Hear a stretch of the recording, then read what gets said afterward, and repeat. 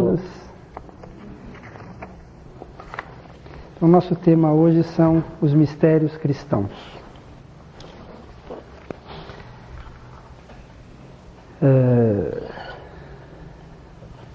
A irmã Luciana disse que, além de membro da Sociedade Teosófica, eu sou membro da Igreja Católica Liberal. Então eu gostaria de deixar, antes da palestra, a ideia de que tanto a Sociedade Teosófica, que é uma sociedade que une pessoas que têm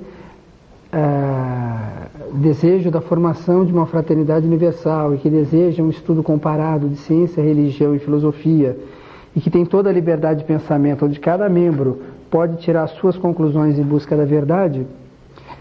Da mesma forma, a Igreja Católica Liberal, ela é considerada Igreja Católica por ter descendência apostólica, inclusive aceita pelo Vaticano, reconhecida pelo Vaticano, e é ao mesmo tempo chamada de liberal, porque ela permite que os seus membros, né, façam parte do clero ou não, que possam interpretar as Escrituras da forma que quiserem.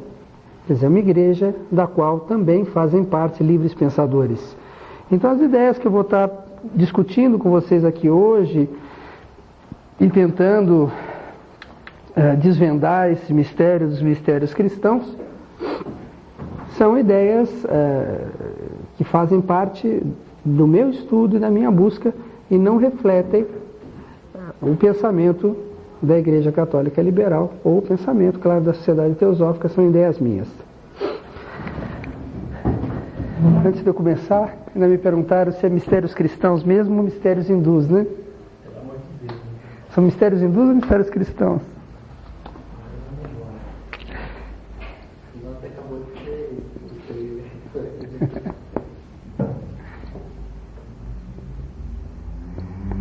Bom, antes da gente falar de mistérios cristãos, eu gostaria de tocar um pouquinho no assunto dos mistérios, depois tocar um pouquinho no assunto do cristianismo e depois falar um pouco do que poderiam ser esses mistérios cristãos. O conceito de mistério é um conceito que já foi discutido de certa forma em algumas palestras anteriores, cada um dando o seu enfoque, né? O Osmar falou da restauração dos mistérios, o Antônio Buch falou das escolas iniciáticas antigas e modernas, e eu acho que agora eu fecho esse assunto, né? Dos mistérios cristãos. Os mistérios, eles se perdem no tempo. Historicamente a gente encontra esses mistérios a partir dos mistérios gregos, com certeza, os mistérios helênicos, onde a gente vai ter os mistérios de Eleus, isórficos. E anteriormente não se tem muita certeza de como é que aparecem esses mistérios. No Egito parece que teve mistérios, ele aparece na Grécia os mistérios egípcios, e depois dos mistérios gregos, com certeza há mistérios egípcios, mas não se consegue rastrear isso muito antes dos gregos. E todos esses mistérios tinham algumas características importantes a considerar.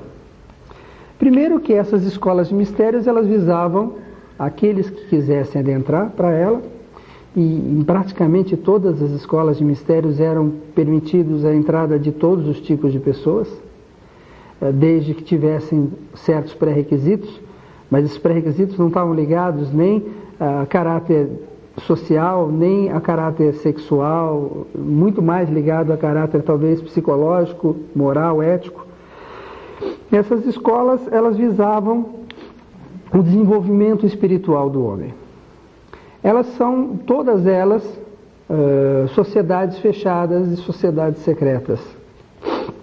E disso, então, e por isso, é que fica muito difícil da gente poder encontrar como eram exatamente os mistérios de Eleusis, como eram exatamente os mistérios egípcios, porque eles não eram falados fora das escolas. Ou mesmo os mistérios pitagóricos, fora das escolas não se falavam.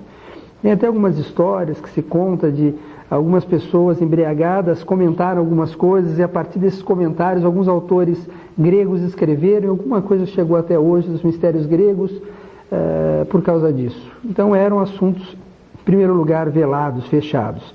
Essas escolas, elas tinham como dentro do pensamento grego 3 características importantes, que os gregos chamavam de mateses, que era o conhecimento, a matéria que era desenvolvida, ou seja, há uma transmissão de um certo conhecimento, que é próprio dessa escola. Esse conhecimento está relacionado com a vida, sobre o transcorrer da vida, os pontos mais essenciais da vida até a morte, que eu acho que é um dos pontos mais importantes da vida, que é quando ela termina. Esses mistérios estavam ligados ao que os gregos chamavam de gnosis, que era a percepção meditativa. Tanto que, dentro da escala dos mistérios, em que se acredita que haviam graus de desenvolvimento, em cada escola a sua graduação diferentes, havia um período inicial em que aquele que adentrava para as escolas, ele deveria somente escutar, somente prestar atenção sobre o ensinamento que era dado. Então ele deveria pensar sobre aquilo antes de falar. O que caracteriza bem essa fase, esse tipo de conhecimento, através de uma percepção meditativa. Ou seja, você tem um contato com o conhecimento e você deve deglutir esse conhecimento, deve compreender ele dentro de você, deve pensar nesse conhecimento. É como os budistas costumam dizer, que quando a gente chega ao alto de uma montanha, a gente deve continuar subindo. É muito comum as pessoas, quando tem algum tipo de problema para resolver, seja lá o problema que for, desde um problema simples até um grande problema, as pessoas pensam na solução desse problema. E uma vez que elas chegam à solução do problema, acabou. Então, não se pensa mais sobre o problema. E é importante, dentro de um pensamento meditativo, que mesmo quando você chega ao resultado de um problema, você pense se não há outras soluções para esse problema, se não há outras formas. Ou seja, pensar sobre um assunto de várias formas. E o que caracteriza o segundo objetivo da sociedade teosófica no estudo comparado de ciência, religião e filosofia, onde nós, ao estudarmos os assuntos, nunca nós chegamos a um fim, não é isso? Sempre alguém coloca uma nova ideia, um autor coloca uma nova ideia, ou um membro coloca uma nova ideia, e a gente vai discutindo. Por isso que se diz que dentro da sociedade teosófica as discussões não têm fim. Isso é exatamente isso. As discussões não devem ter fim na busca da verdade, a não ser quando a gente chega à verdade. E o terceiro tipo de conhecimento muito empregado entre os gregos era chamado de pateses, que era o conhecimento sofrido ou sentido. Então, diferente das outras escolas, porque se a gente fala de um conhecimento transmitido, todas as escolas têm um conhecimento para transmitir. Se a gente fala de um conhecimento absorvido através de uma meditação, de uma percepção mais profunda das ideias, as escolas podem não ter isso, mas isso é importante de qualquer forma, em qualquer escola, para que a gente chegue a uma visão mais profunda do assunto. Mas o conhecimento através das sensações e a experimentação, eu diria que quase que um construtivismo moderno, é a forma de você interagir com o objeto do conhecimento através de sensações. E isso sim também é muito característico, acho que principalmente característico nas escolas de mistérios, que é o conhecimento através de dramas. Todas as escolas de mistérios,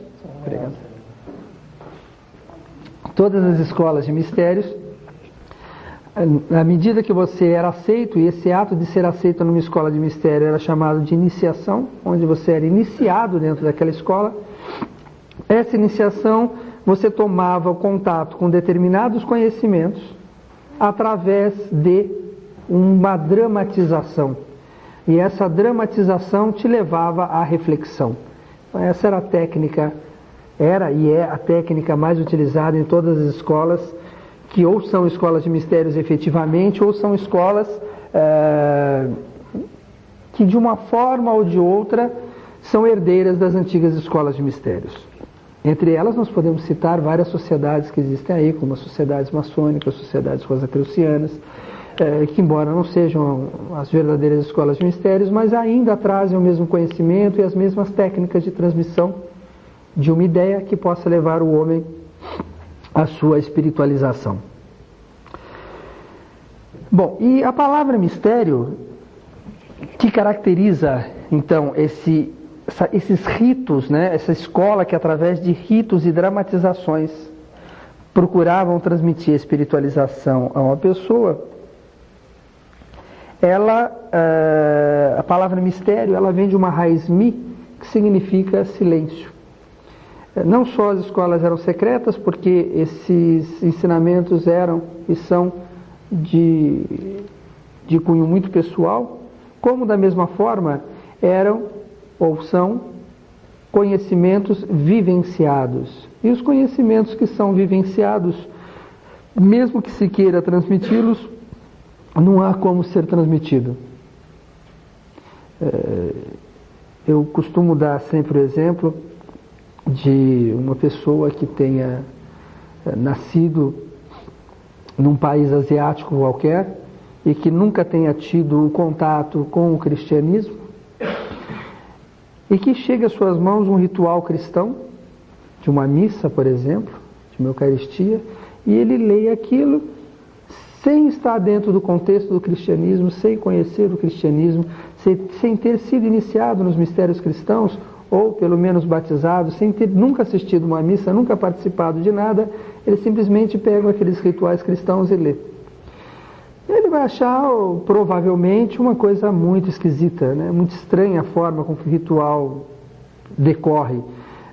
O ritual da Eucaristia, ele culmina onde você, de uma forma, através de um rito adequado, você traz o Salvador naquele pão, não é isso? E você consome esse pão. O que passa até uma ideia de antropofagia, né? Onde a gente come o próprio Salvador, é uma coisa esquisita, incompatível com qualquer raciocínio. Mas isso colocado completamente fora do nosso contexto. Então você vê que o contexto onde acontece esse rito é importante. Daí a necessidade desses ritos, desses mistérios mais sagrados terem sido sempre colocados de uma forma mais oculta. Nós sabemos que todas as religiões ou todas essas escolas, elas sempre tiveram e têm uma parte exterior e uma parte interior. Uma parte em que o povo participa e uma parte que é oculta, que é esotérica. E é essa parte oculta e esotérica que é ainda guardada e que só tem sentido dentro do contexto daqueles que participam. E por isso as escolas de mistérios, ou aquelas que ainda trazem dentro de si as mesmas características das escolas de mistérios, se mantêm. E os mistérios cristãos? Onde vão entrar os mistérios cristãos nessa história toda? Bom, o cristianismo, nós não temos de uma forma muito clara essa parte interna. Essa parte interna do cristianismo, ela é tão fechada, ou foi tão fechada, se é que teve, né, isso que a gente vai discutir, se é que teve esses mistérios, essa parte interior do cristianismo, essa parte nesse sistema de escola ritualística e fechada e vedada só para alguns, isso ficou tão fechado que não há resquícios históricos em que a gente diga exatamente, olha, aqui havia esse grupo. Então nós temos aí, depois da descoberta dos rolos do Mar Morto, né, os rolos de Qumran, nós temos aí uma série de informações de certos evangelhos apócrifos que nos apontam nessa direção. Parece que Jesus participou de uma comunidade de essênios, isso hoje cada dia se torna mais verdadeiro, cada dia mais os historiadores estão aceitando essa ideia, mas não se sabe muito bem em que momento isso acontece, não sabe exatamente o que se passou lá dentro, então é onde fica muito difícil da gente verificar isso. Então o que nós podemos fazer é tentar encontrar esses mistérios cristãos dentro do que a Bíblia nos fala. É o que nós podemos fazer, a gente procura dentro da Bíblia e vê o que a gente encontra de resquício dessas ideias. Bom, A Bíblia, ela tem uma série de problemas. Eu não quero falar sobre a história da Bíblia como um todo, a história da escrita, os livros mais antigos, como eles foram sendo montados, a história das Vulgatas, de toda a Constituição. Mas a Bíblia, ela tem uma série de problemas do ponto de vista histórico. Se nós formos tentar compreender a Bíblia como um livro histórico e tentar compreender a Jesus como um personagem histórico, aí nós vamos ter uma série de problemas. Dentro da literatura teosófica, eu encontrei aqui uma série de indicações, de citações de Blavatsky, citações de Annie Besant, que fala exatamente desses problemas históricos. De acordo com a Blavatsky em Isis Sem Véu, de acordo com Annie Besant, Jesus teria nascido provavelmente no ano de 105 a.C.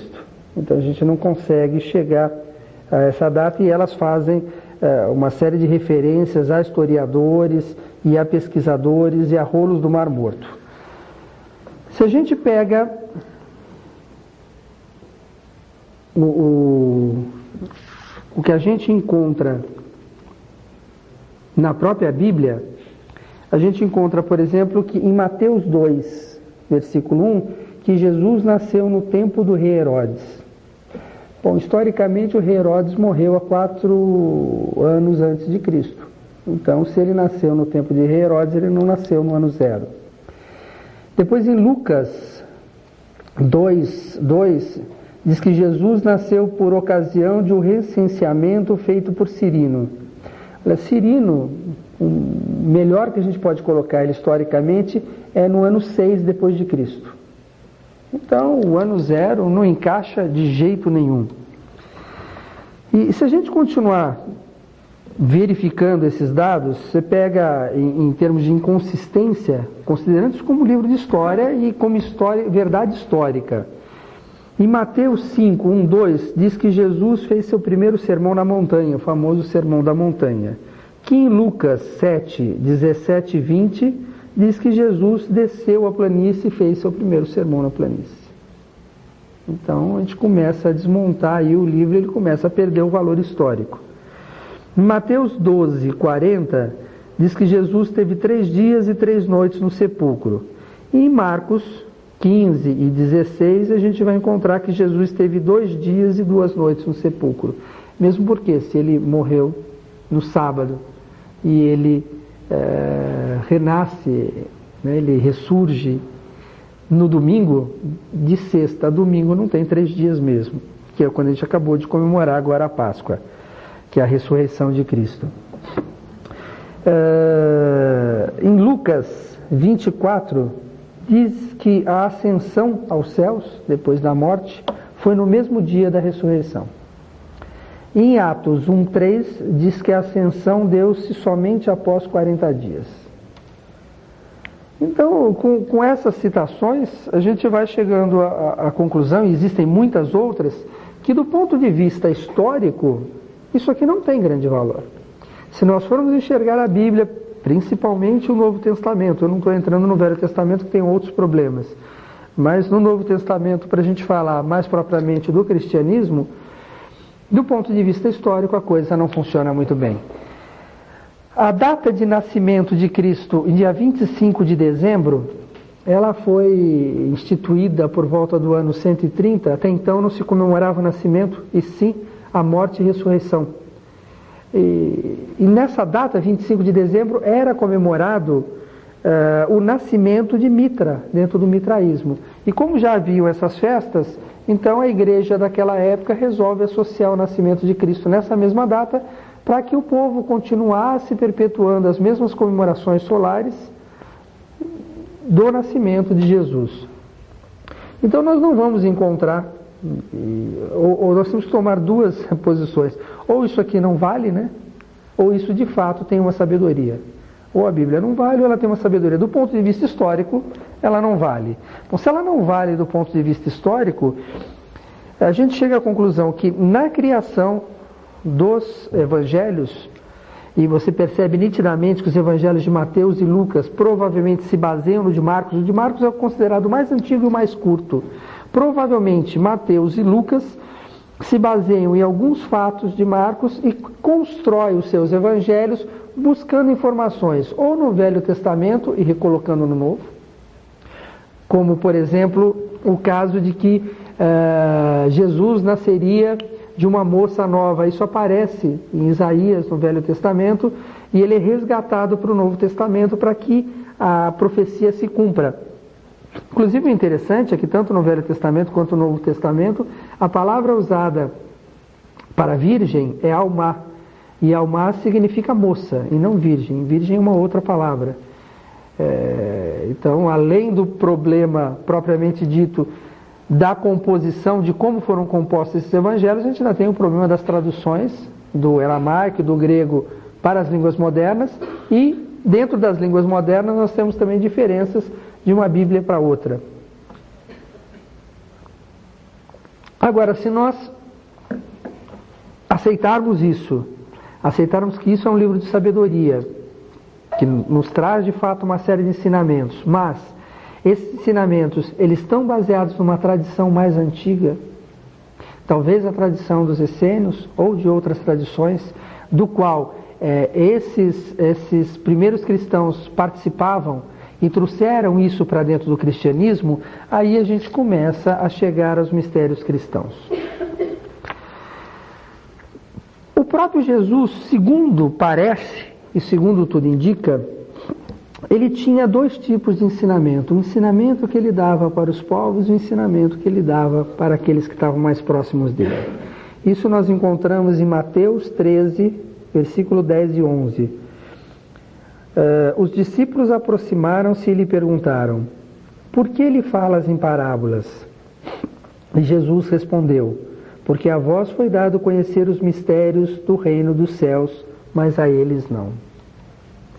Então aqui tem nitidamente, de uma forma clara, que existiam então por parte de Jesus dois tipos de ensinamento, um que ele dava para o povo e um que ele dava para aqueles que estavam mais próximos. E esse tipo de ensinamento, esse tipo de conhecimento, ele chama de mistério do reino dos céus. Então a própria palavra mistério aparece no texto bíblico e que nos indica que provavelmente tanto Jesus participou de um antigo mistério de alguma escola, como ele fez com que os seus discípulos, aqueles que estavam mais próximos dele, participassem também desses mesmos mistérios. Em Coríntios, 1 Coríntios 15, 50 a 53, é dito por Paulo, porque Paulo nunca conheceu a Jesus. Paulo, que era um perseguidor dos cristãos, no caminho de Damasco, tem uma visão do Cristo, e nessa visão do Cristo ele fica cego e surdo por 3 dias, e depois ele retoma os seus sentidos e passa, como convertido ao cristianismo, a defender o cristianismo e a levar o cristianismo por todos os lados. Embora Paulo não tivesse conhecido Jesus, ele diz: digo-vos, irmãos, a carne e o sangue não podem herdar o reino de Deus, nem a corrupção herdar a incorruptibilidade. Eis que vos dou a conhecer um mistério. Nem todos morreremos, mas todos seremos transformados num instante, num abrir e fechar de olhos, ao som da trombeta final. Sim, a trombeta tocará, e os mortos ressurgirão incorruptíveis, e nós seremos transformados.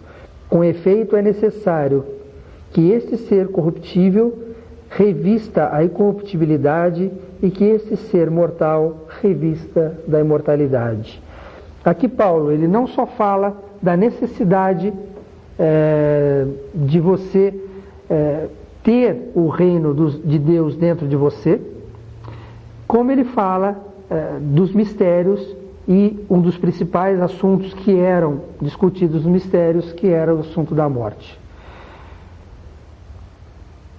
Em Efésios 3, 4 e 5, diz: lendo-me, podereis entender a compreensão que me foi concedida do mistério de Cristo, que em outras gerações não foi manifestado aos homens da maneira como agora tem sido revelado pelo Espírito aos seus santos apóstolos e profetas.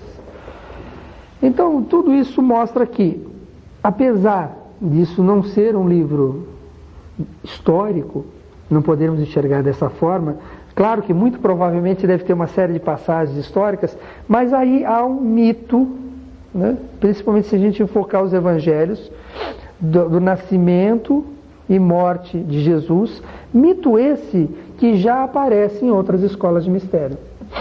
Se a gente pegar dentro dos mistérios de Ísis, por exemplo, a gente tem Osíris, que é morto, né? E depois Osíris renasce. Quer dizer, o aspecto da morte e do renascimento esse enfoque já é bem anterior ao cristianismo. Dentro dessa festa que nós acabamos de comemorar agora, que foi a festa da Páscoa, que para nós aqui no Ocidente marca uma estação, mas na realidade a Páscoa marca no hemisfério norte o começo da primavera, onde a natureza, depois de passar pelo outono e pelo inverno, onde tudo morre, renasce a natureza através da primavera, e a gente tem aí o renascimento de toda a natureza, que marca a data de Páscoa, que é uma festa não só cristã, como uma festa anterior ao cristianismo. Com isso tudo a gente vê que há um conhecimento anterior ao cristianismo, ligado aos mistérios naturais, ligado a outras escolas de mistério, que de uma forma ou de outra reaparecem dentro do cristianismo. Ou é reaproveitado em alguns casos, né, simplesmente reaproveitado, se a gente não tem como ter certeza absoluta, ou de fato esses primeiros cristãos que participavam dos mistérios, pega com esses mistérios e passa eles para dentro do cristianismo. Se nós compararmos as principais fases da vida de Jesus com outras escolas de mistério, nós veremos uma relação direta. O primeiro grande mistério em todas as escolas de mistério era o mistério da iniciação, quando a pessoa entrava para a escola de mistério. Esse mistério da iniciação, ele fala da morte e do renascimento, isso em todas as escolas, onde você passa a morrer para as coisas da vida e renasce então para aquele ensinamento, para aquele conhecimento ou para aquela escola. Isso também é verdade se nós considerarmos o nascimento de Jesus. Aparece em Lucas 1,35, onde o anjo diz: o Espírito Santo virá sobre ti e o poder do Altíssimo te cobrirá com a sua sombra. E por isso que o menino santo que vai nascer será chamado Filho de Deus. E é nessa parte do nascimento que a gente vai encontrar esse caso em que no evangelho mais antigo, que aparentemente data de 70 depois de Cristo, que é de Marcos, que nós não deveríamos chamar de evangelho de Marcos, e sim como está claramente definido como evangelho segundo São Marcos, que parece que Marcos escreve nessa data, mas os textos mais recentes que nós temos datam do ano 130, 140, nós não temos textos muito antigos, mesmo assim são resquícios de textos daquela época. Então nós não temos, claro, o texto original de Marcos, se é que foi ele que escreveu, mas parece que tudo indica que, segundo o que ele falava, segundo o que ele pregava.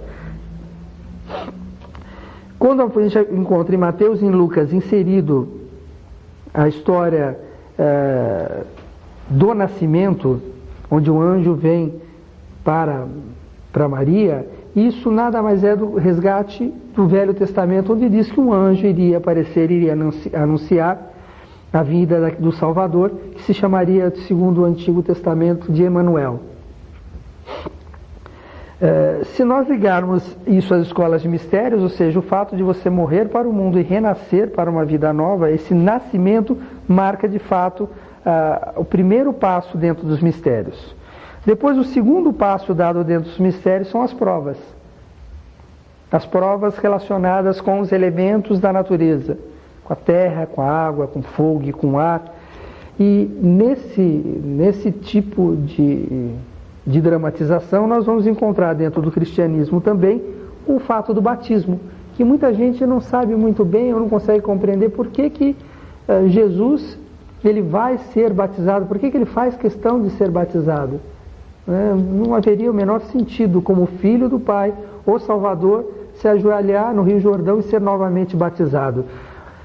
Porque, na realidade, desconsiderando isso como um fato histórico, dentro de um conhecimento de uma escola de mistério, onde você tem o seu começo e você vai caminhando até chegar à sua realização, verificando essa vida de Cristo como a vida de uma pessoa no caminho da espiritualidade e vendo os passos que ele dá e o desenvolvimento interior que o homem tem que ter, faz parte desse processo dos mistérios o batismo. Ou seja, a prova relacionada com os elementos. Na Bíblia isso aparece também em Lucas 3:22 da seguinte forma: e o Espírito Santo desceu sobre ele em forma corpórea, como uma pomba, e do céu ouviu-se uma voz: tu és meu filho amado, de ti eu me agrado. Então isso é uma marca muito importante do batismo, que equivale do ponto de vista, por exemplo, para Leadbeater, quando fala sobre os mistérios e a senda, e relaciona isso às iniciações das escolas, Leadbeater coloca o nascimento como a manifestação no cristianismo do processo da iniciação, da primeira iniciação. Que o batismo seria, então, o processo da segunda iniciação. O terceiro grande iniciação, que é a da transfiguração. Isso aparece em Lucas 9:35. E da nuvem uma voz se fez ouvir que dizia: este é meu filho, o eleito, escutai. Isso é quando Jesus se retira para meditar e diz que suas vestes ficaram claras e seu rosto reluzia como ouro. E tem essa passagem na Bíblia onde mostra que naquele momento ele teve uma mudança, o seu rosto se tornou diferente e perante a ele se viu Elias e Moisés. E que os discípulos que estavam próximos se aproximaram, e é aí que aparece essa voz e diz para os que estavam ali que este é meu filho, o eleito, escutai. É quando ele parece que se transforma. É como se houvesse uma mudança, como se algo tomasse conta dele, como se ele se iluminasse, que é o que está relacionado com a terceira grande iniciação. Depois a quarta iniciação, que é a morte e ressurreição, que é um assunto muito importante dentro das escolas de mistério, que é tratado sempre, que é o assunto da morte. Nesse sentido, é que os cristãos mais fundamentalistas atacam não só a maçonaria, como qualquer sociedade fechada, dizendo que eles fazem, que essas escolas fazem uma imitação da ressurreição do Cristo, quando na verdade essas escolas não imitam a ressurreição de Cristo, porque o mistério da morte e renascimento é muito anterior ao cristianismo. E como nós não podemos verificar do ponto de vista histórico que houve de fato esse Jesus e que ele morreu, daí talvez até a importância do Santo Sudário. O Santo Sudário, digamos que é a única forma de você falar: não, eu tenho algo aqui de sobrenatural que mostra a imagem de quem foi crucificado. Daí a grande importância do Santo Sudário, que aparece, vira e mexe nos jornais e na revista, alguns falando, atestando a veracidade do Santo Sudário e outros criticando, dizendo que não é nada disso, isso é um tecido que provavelmente foi feito com um tear da mesma época, com o mesmo tipo de tear que se fazia naquela época, mas você não tem uma datação do tecido e a antiguidade dele, nem a comprovação de nada disso, e o Santo Sudário é um mistério que nos traz a ideia aí de que esse Jesus poderia de fato ter existido do ponto de vista histórico. É claro que do ponto de vista da crença, nós acreditamos que sim, houve alguém sobre a terra que trouxe esse conhecimento. E que esse alguém, o que exatamente ele disse, ou o que exatamente ele passou na vida dele, nós não temos condições de saber. O que nos conta a Bíblia, muitas vezes, são conflitantes, mas é de muita sabedoria, demonstra uma sabedoria muito anterior à própria época do cristianismo. Mas como como um homem que de fato morre e renasce, a comprovação histórica nós não temos. Nós temos a nossa crença que isso de fato aconteceu. E depois o último mistério, a ascensão. E de Bitter, então, associa o nascimento, o batismo, transfiguração, morte e ressurreição como quarto, e quinto, a ascensão, relacionada com as iniciações. Bom, e daí, o que resta para nós de prático dentro do cristianismo? Ou seja, o que essas escolas de mistérios que existiram e que dentro do cristianismo atual é completamente desconhecida, que teria um corpo interno de pessoas dentro do cristianismo que propagasse essas ideias? Bom, a igreja, do princípio dos tempos, e seus primeiros padres organizaram toda esses mistérios através de 7 sacramentos. Esses sacramentos é o que nós temos de mais prático e mais próximo para nós, de forma que nós possamos participar do que sobrou ou dos poderes desses mistérios. E dentro desses sacramentos nós temos o batismo, que serve para que a gente seja recebido nas igrejas cristãs, mas que devidamente executado, da forma mais antiga e da forma criada por esses padres, por esses primeiros padres, mais próximos dos apóstolos, que não conheceram a Jesus, mas provavelmente participaram desses mistérios, como o próprio Paulo, que tudo nos indica que participou dos antigos mistérios sem ter conhecido Jesus. De uma forma ou de outra, eles vão criar uma série de técnicas que nos facilitam o desenvolvimento espiritual. A primeira delas é o batismo, que a gente pode, é indicado para que as crianças passem por essa cerimônia, mas que as pessoas com mais idade também podem passar por essa cerimônia. O batismo, ele procura fazer com que a gente renasça para o cristianismo, morrer para as coisas de fora e renascer para o cristianismo. Esse batismo está intimamente ligado àquele conceito não só da primeira iniciação, que é do próprio nascimento de Jesus, como o mistério da segunda iniciação, onde ele toma contato com os elementos. A tomada de contato com esses elementos serve para que a gente possa reestruturar os nossos elementos.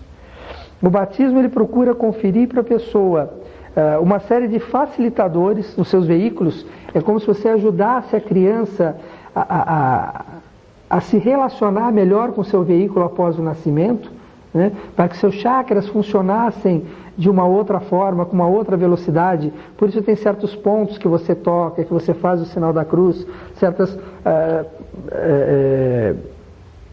óleo que você tem que passar, que faz com que aquele chakra da criança, ou mesmo de outra pessoa, ele passe a funcionar de uma outra forma, e você ajeite os veículos sutis dessa criança para que ela possa ter os seus primeiros anos de vida o melhor possível.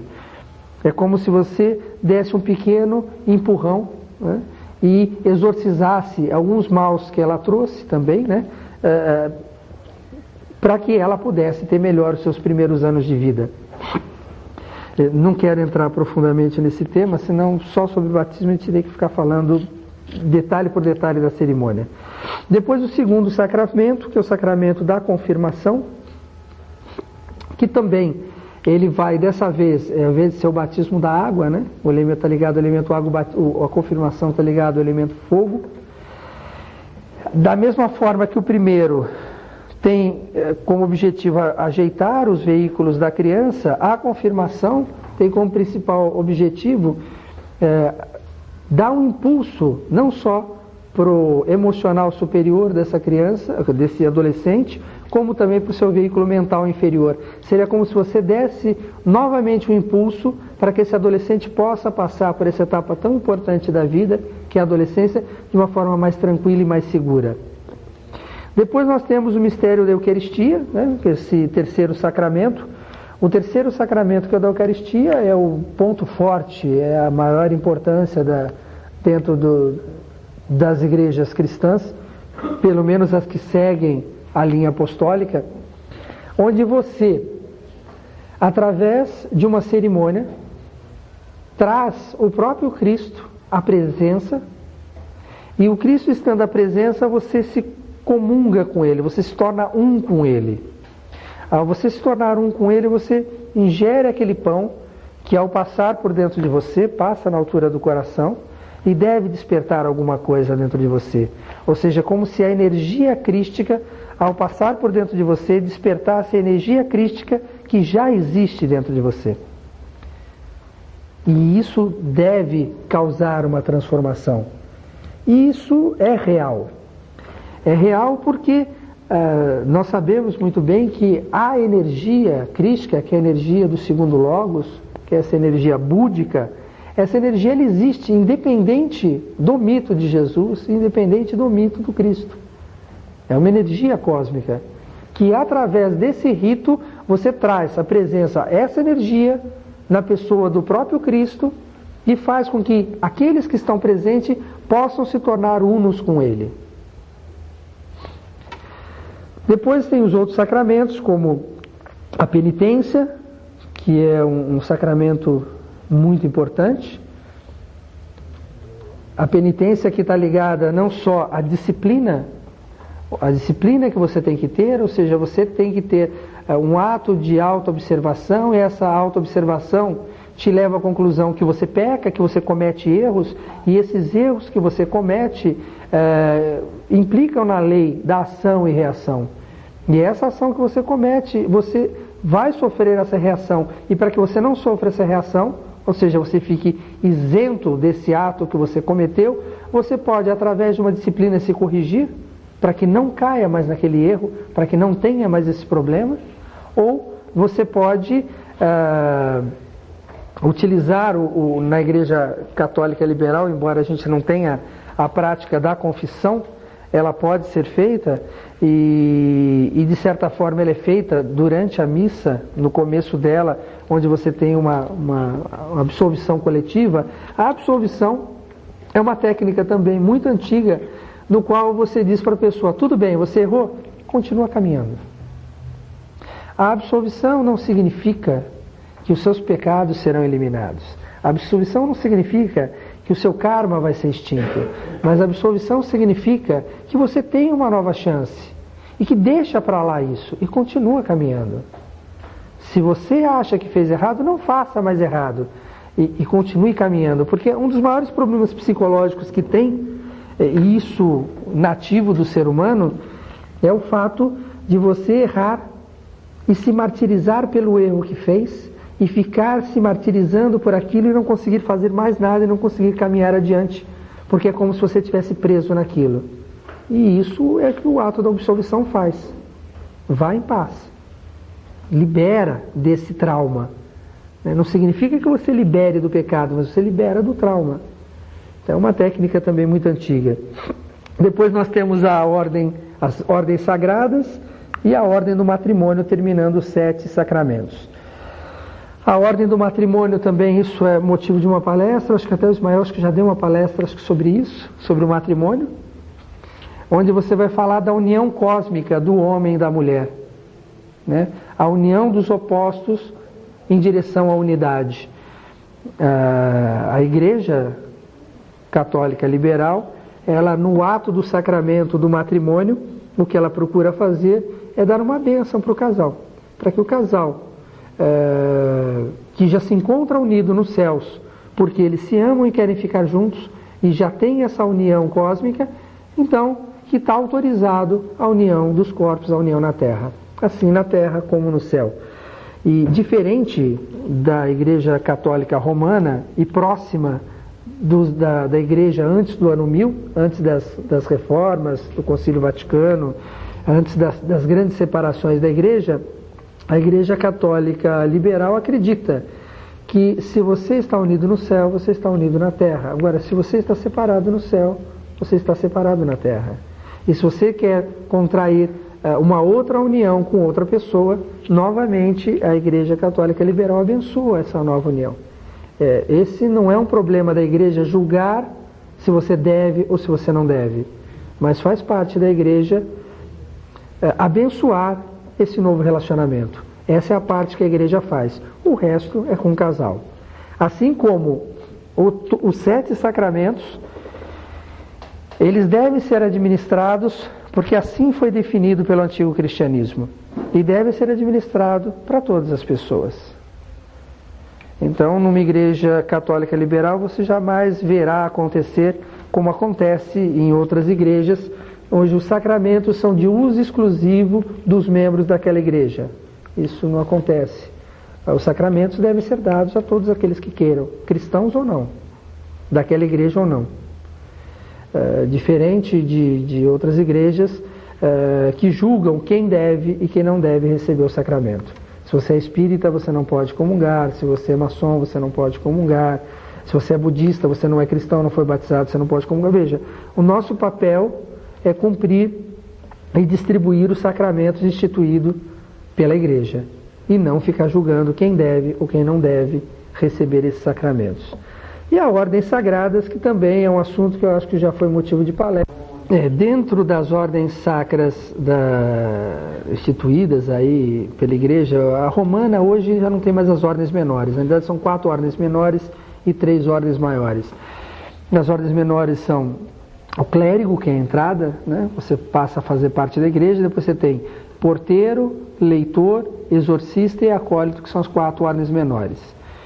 Depois você tem a ordem de subdiácono, que é uma ordem intermediária. Depois você tem diácono, o presbítero ou o padre e o bispo.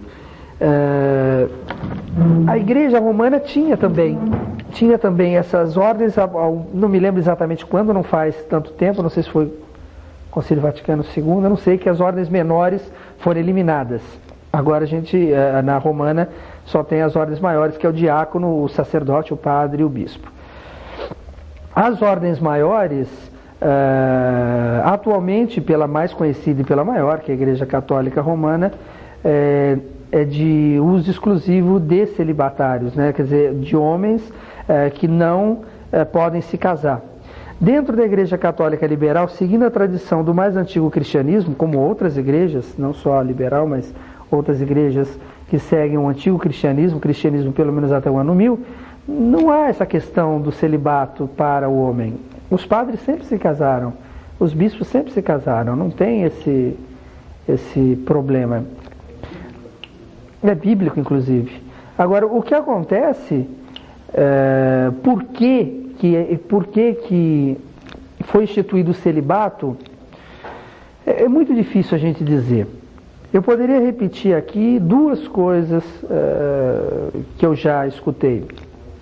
Uma relacionada à Idade Média, onde a gente sabe que a Idade Média foi uma idade de muita promiscuidade em todos os setores, inclusive na igreja.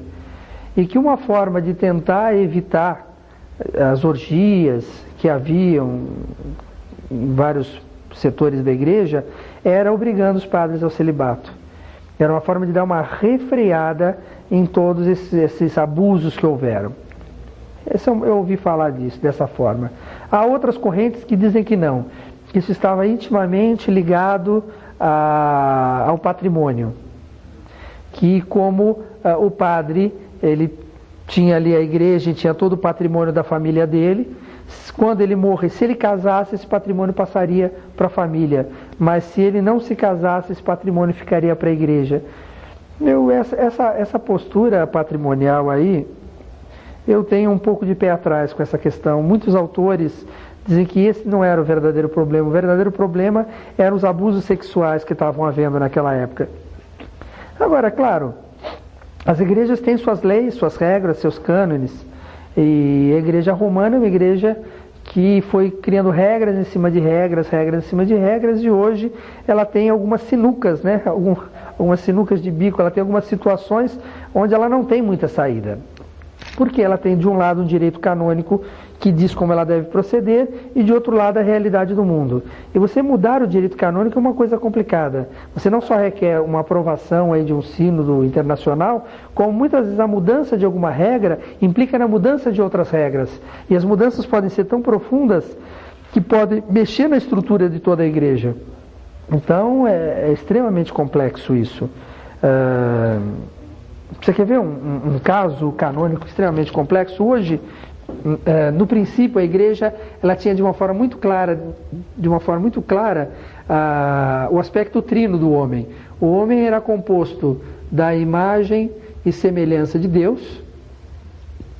Ele era composto do barro e do sopro. Isso aqui é um aspecto bíblico. Dentro disso, nós temos uma definição desse aspecto bíblico, que o homem é composto de corpo, alma e espírito. No século XIII para o século XIV, era tão complicado explicar os aspectos da alma que a igreja elimina a alma. Dentro da igreja católica romana atual, nós temos aí que o homem é dividido de corpo e espírito. Acabou.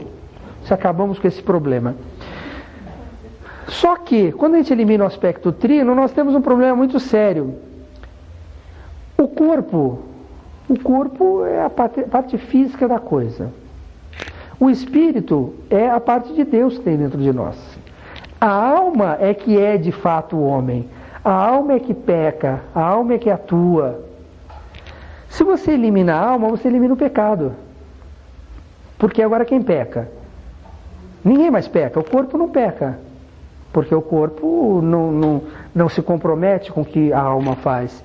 E o espírito é perfeito, o espírito de Deus também não peca. Então você vê que para eliminar um problema criaram outro, mas isso é uma coisa que hoje não é discutida pela igreja, isso fica para segundo plano. Mas você tem uma série de coisas dentro da igreja romana que são complicadas. Você vê o aspecto do casamento.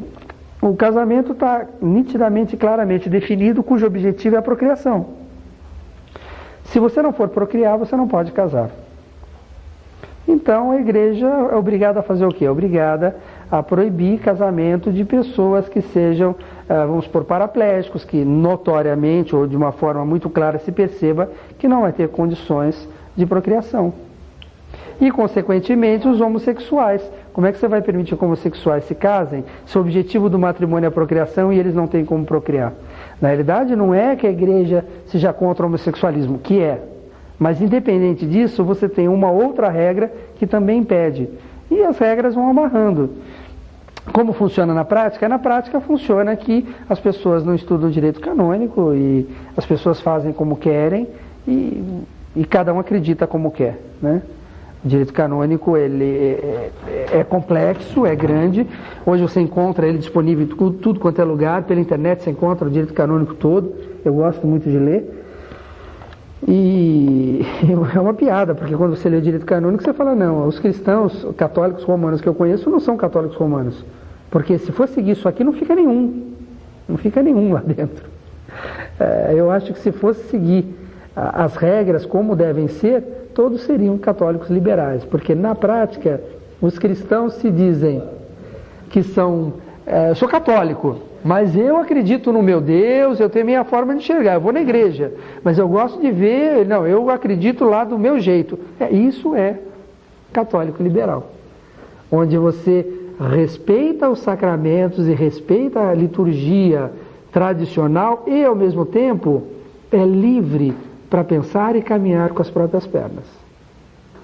Então eu acho que a grande maioria das pessoas... se descobrissem a Igreja Católica Liberal, todos seriam católicos liberais. Agora, para a Igreja Romana, o casamento é dissoluto? Sim. Atualmente, sim. Isso os padres não casarem, não é verdade? Isso justifica o padre não poder casar. Porque para a Igreja Católica Romana, o casamento é dissoluto. Se o padre casar, existe a possibilidade da separação também. Como é que um padre vai levar uma separação para a comunidade se é indissolúvel? Tem alguma justificativa? Não, tem, é o que eu digo.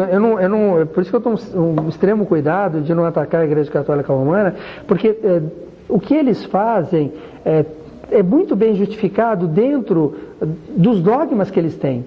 Eles foram criando, com o passar do tempo, um conjunto de dogmas e regras com o próprio direito canônico, e aí ficou preso dentro disso. E se eles não fazem diferente, é porque eles não podem fazer diferente. né? Não é porque não quer, porque são intransigentes, porque o Vaticano não quer se modernizar. Não, ele tem uma estrutura e uma coerência. E ele deve manter essa estrutura, essa coerência.